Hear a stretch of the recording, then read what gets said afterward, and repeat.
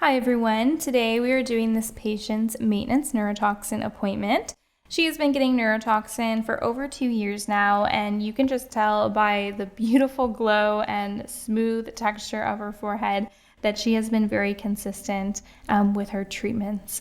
But here we are just marking up her frontalis. I like to go from lateral border to lateral border just to make sure that we don't end up spocking her brow at all.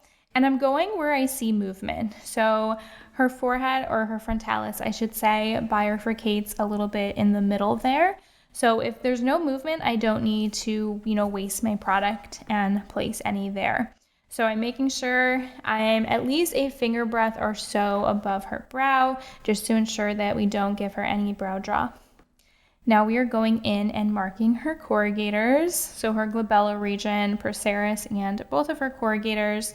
Again, she has been very consistent with her treatments. She's also very young as well. She has no 11s in sight in between her eyebrows there. And getting her consistent neurotoxin treatment, she probably won't for a very long time.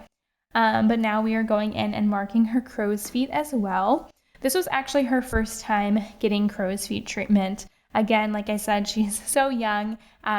So we started off slow for the first, 2 years that we were treating her. We were just doing frontalis and glabella just to calm them down, and now we're kind of venturing into doing her crow's feet as well. But here we are just going across her frontalis. I'm pushing about a unit of volume into each location just to make sure that I have a nice even spread. Like I said, with the frontalis, all these fibers are working together. It's one muscle. So if you treat some and not the others, the ones not treated will end up recruiting, and that's how people end up kind of with the funky spocked brow and just movement in places where that muscle is, it's trying to compensate for all the other ones that are treated.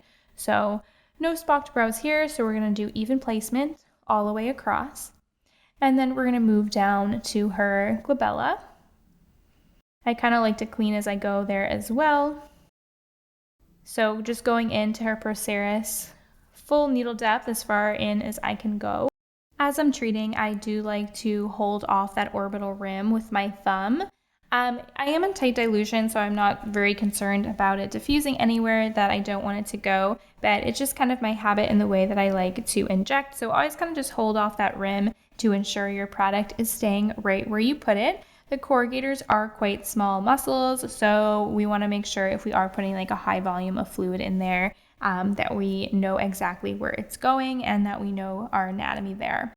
I'm also not going full depth with my needle into the corrugators because, again, that frontalis is right underneath, so we don't want to cause her any sort of medial brow drop there.